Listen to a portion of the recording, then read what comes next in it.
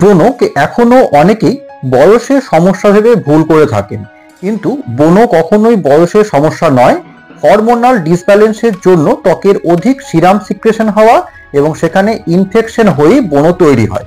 এই ব্রণ যদি সঠিক সময় চিকিৎসা না করানো হয় তাহলে এখান থেকে কালো দাগ বা গর্ত সৃষ্টি হতে পারে।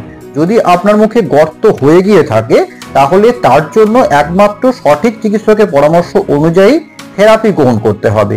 এই থেরাপিগুলির মধ্যে রয়েছে মাইক্রোনিডলিং বা MNRF, এছাড়াও CO2 লেজার, TCA ক্রস, সাবসিশন বা অন্যান্য থেরাপির সাহায্য নেওয়া যেতে পারে।